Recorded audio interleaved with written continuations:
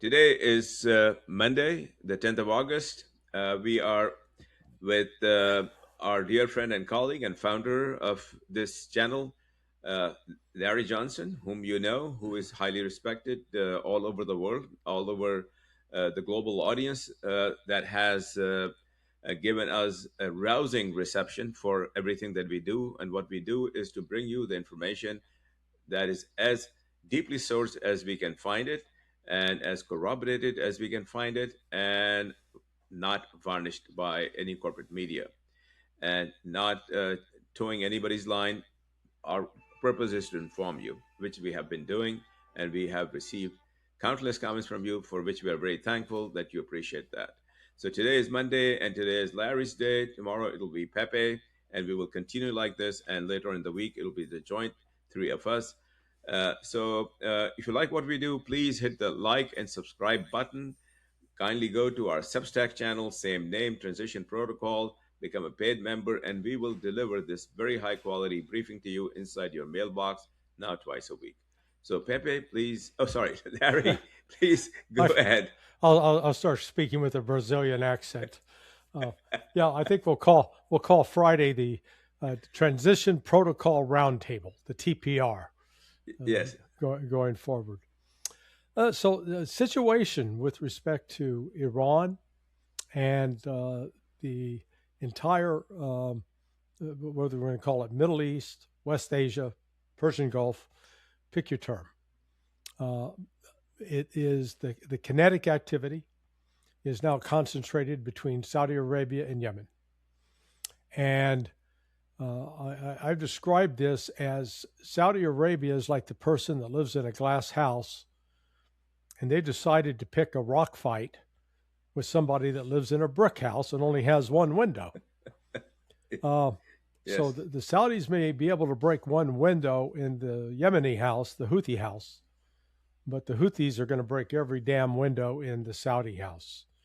And the windows in this case refer to oil refineries, oil pipelines, oil and gas terminals, airfields, infrastructure, power systems. It is no matter what Saudi Arabia chooses to do militarily, it is at a decided disadvantage with respect to Yemen.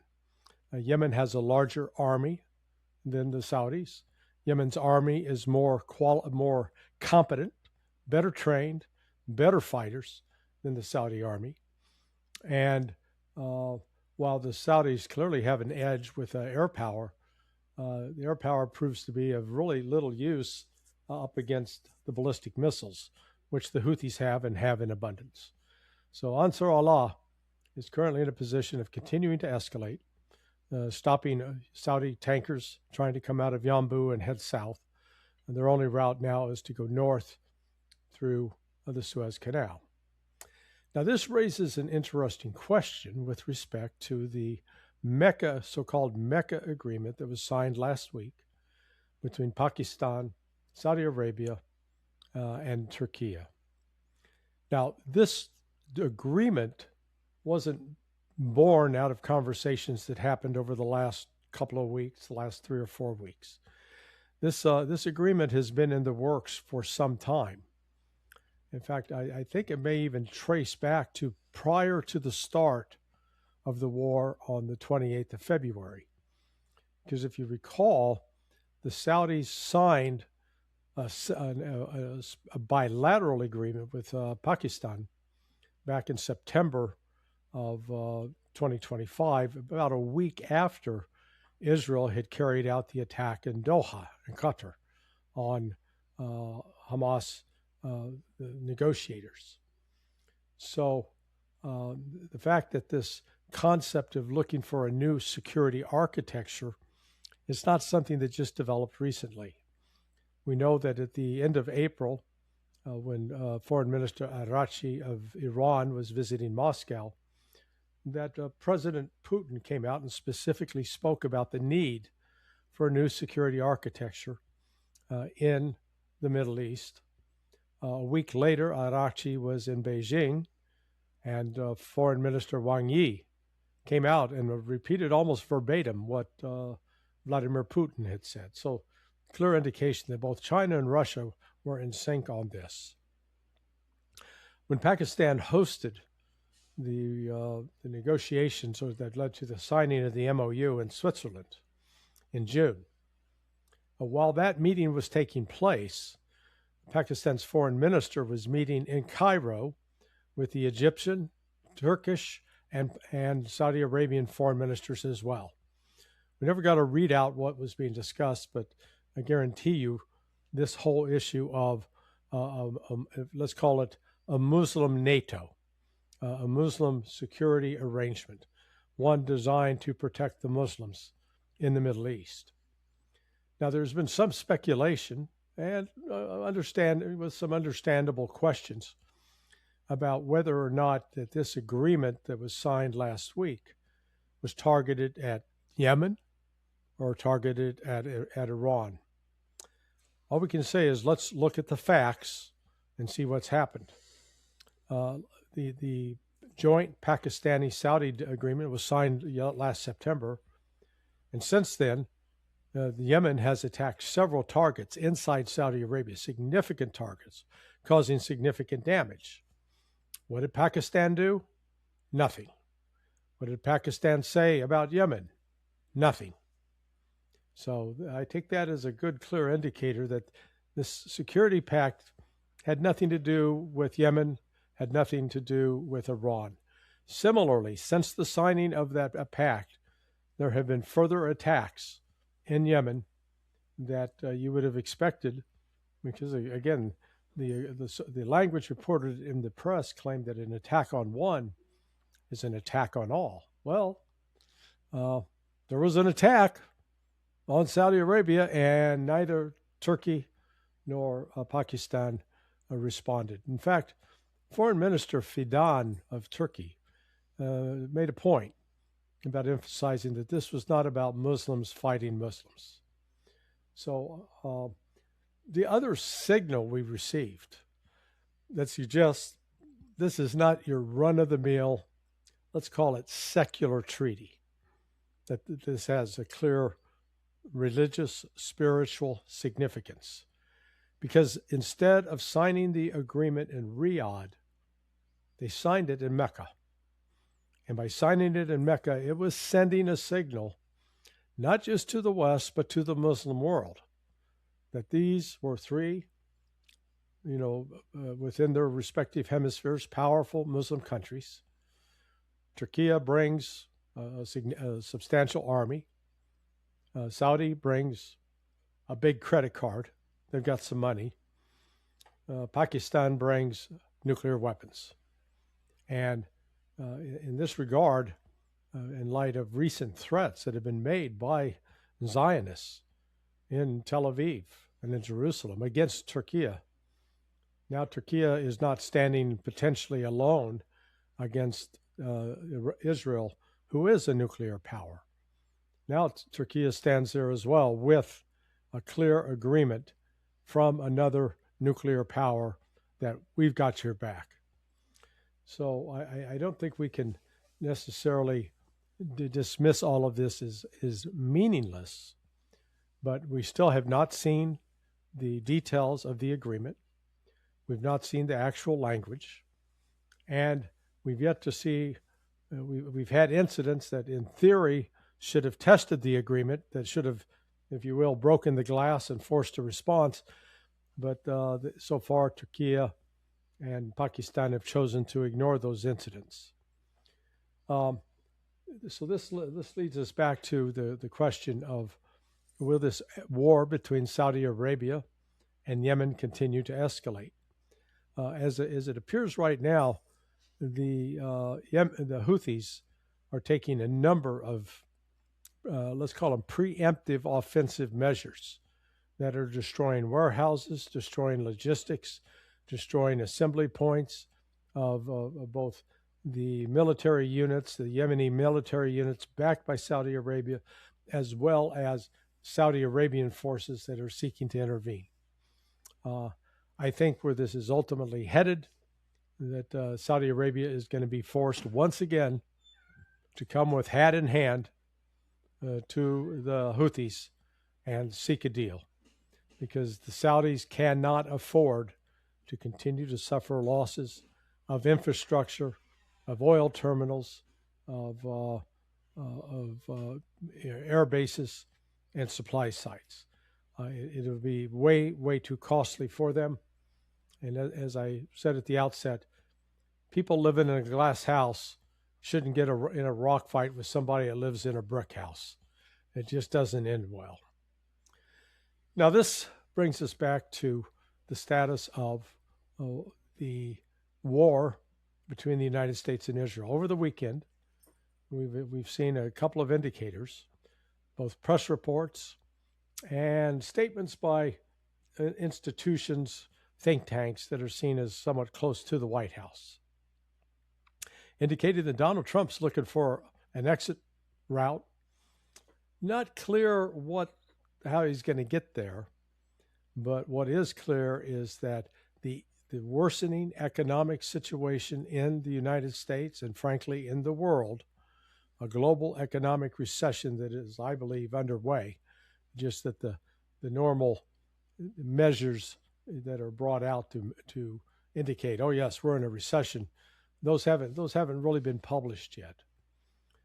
But Donald Trump has clearly expressed concerns about the price of gas.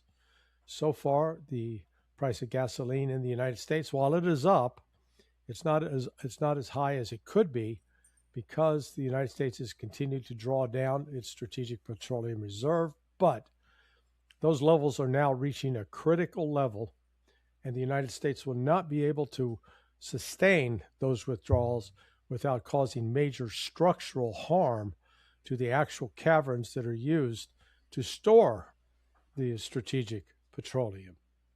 So that's the first point. Second point is the global economic crisis, particularly with respect to Japan, is threatening to derail the Scott Bessent's plans to try to keep the U.S. dollar at a high level in order to avoid having to raise the rates on U.S. Treasury bills. The United States is in a precarious financial position, and at the same time, it's doing everything it can to prop up Japan. Now, Japan is in a worse shape than the United States, with a debt to GDP ratio approaching 250%, something unheard of. And what has exacerbated this crisis, or what has poured gasoline on these flames, is literally the cutoff of oil out of the Persian Gulf. Japan, along with South Korea, have depended previously on 90% of their oil they received came from the Persian Gulf, and that oil went into Japanese refineries that are specifically designed to process that high sulfur oil coming out of the Persian Gulf. Japan can't just substitute it for sweet crude coming from the United States, because those refineries can't handle the sweet crude. They're not set up or designed to handle that. So as a consequence of this, and the cutoff of the flow of oil from the Persian Gulf, now it's approaching a full 3 months worth of cutoff. That affected 20 to 25% of the global supply, and with that global supply cut off, that means the availability of diesel and aviation fuel, which are made from the middle distillates of this oil that comes out of the Persian Gulf. The world is short. And it's not a matter of asking some country like the United States or Russia to step up their production. They don't have the ability to step up their production because there's not enough of the sour crude. That amount has decreased. And that is what is imperative for people to understand. So with this as backdrop, Iran has made it clear that it's negotiating more on its own. It is not relying upon Pakistan or Qatar as strong intermediaries. They are in communication with both countries, but Iran clearly is charting its own course now. And that course included issuing, I call it an update to the 10 points they had presented the United States back in April. In response, the United States provided a 15-point proposal. Iran went back with their 10-point proposal, which is essentially identical to what they've issued now. The only difference is the previous proposal did not specifically mention Lebanon, the Palestinians, both in Gaza and the West Bank, and Yemen as countries being targeted by the West. The West must stop targeting them and must end the war on those countries. They have updated. That is now a very specific demand that Iran is including as things that the West must agree to, must do, in order to reach an agreement to fully open the Strait of Hormuz. The other elements were already there in the previous 10-point response by Iran. Lift the blockade, lift the sanctions, unfreeze the assets. Those are the critical benchmarks the West must meet. Now, we've got indications that it appears that Mojtaba Khamenei is exerting more control over the government, whether this is a function of the fact that he is fully recovered from the wounds that he suffered during the attack of February 28th. But he has removed the existing advisor to the Supreme National Council, an individual who was closely tied to the Ali Larijani, the previous principal negotiator, and Larijani was close to Pezeshkian. Larijani, who had been an advocate for talking to the West, ended up being betrayed by that very West who killed him and killed members of his family as well. So the individual that was replaced by Rezaei was close to Larijani and close to Pezeshkian. Removing him now, I don't think he was viewed as a threat, but it's now Mojtaba Khamenei sending a very clear message. He's bringing in his boy, Rezaei. Now, what's interesting about Rezaei, and you got to go back into the history, I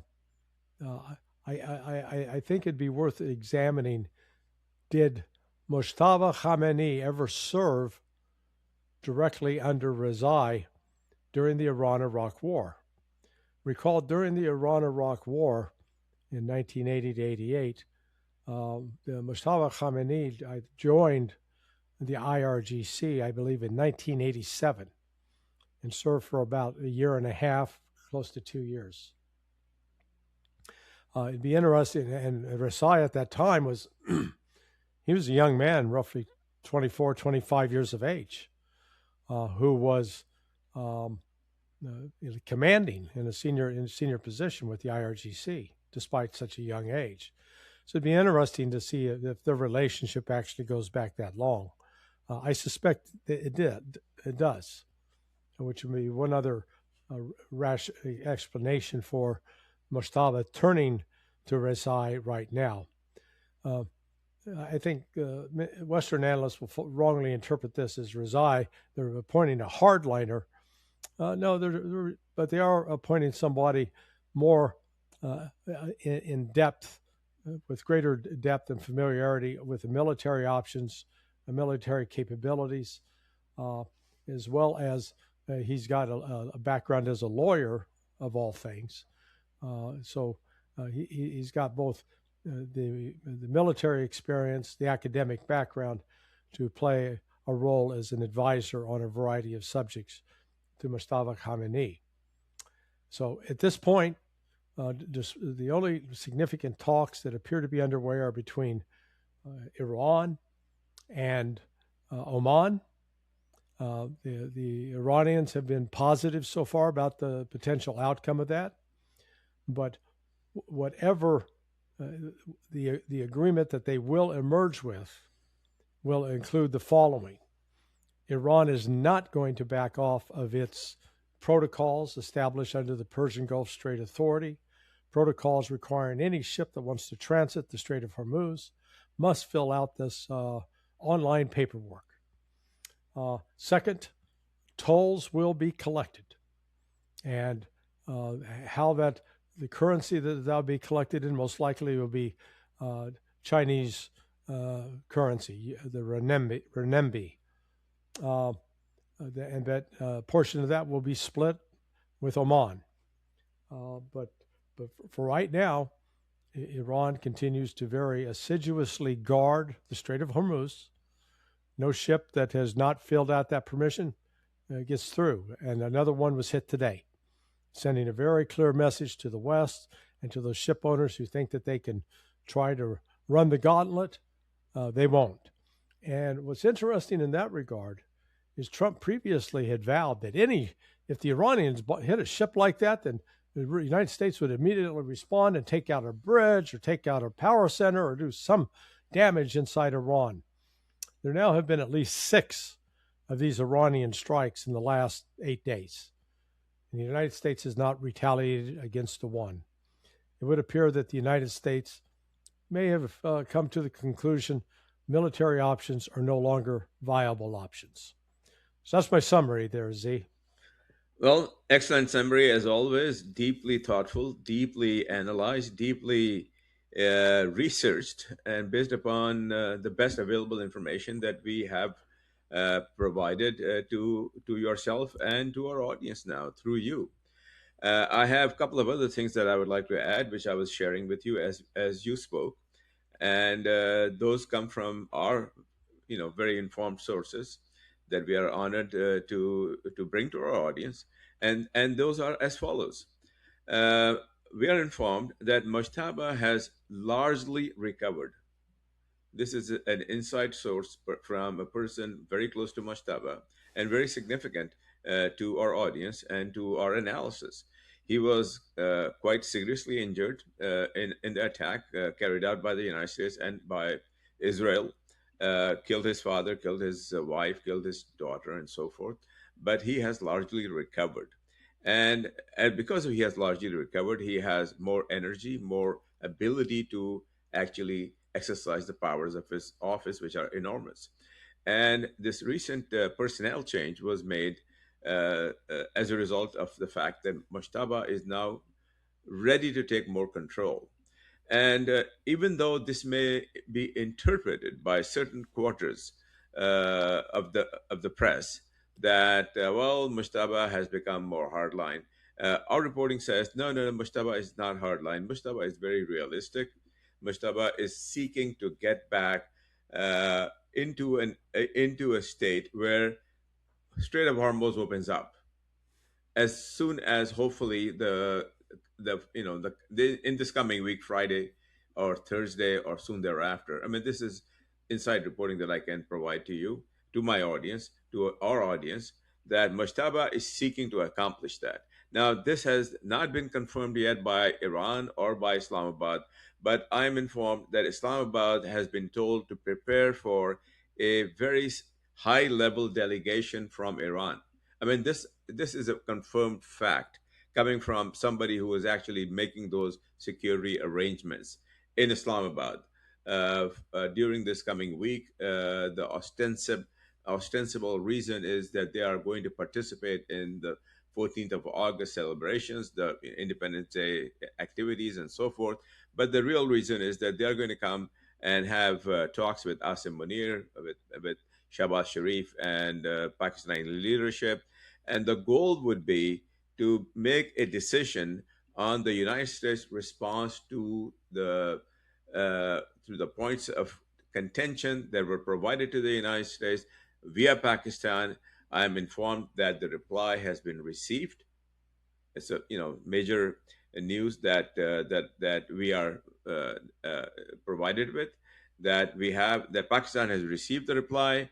Reply has been discussed with Iranian leadership, but no final decision from Mushtaba or from Arakchi, foreign minister, or from Pezeshkian, president, or Galibaf has been communicated back to the United States. And I'm informed that they are anxious to reach a decision not because they're under pressure, but because they do not wish to completely upset the apple cart that is the Strait of Hormuz, supplying oil, supplying all kinds of facilities to the rest of the world.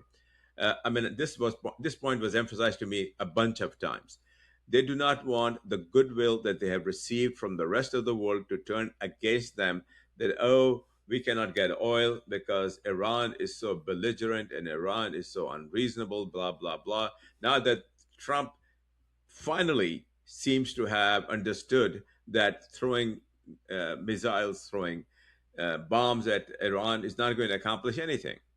In fact, it will simply harden their position, and his mouth has been shut as well. I mean, people notice that.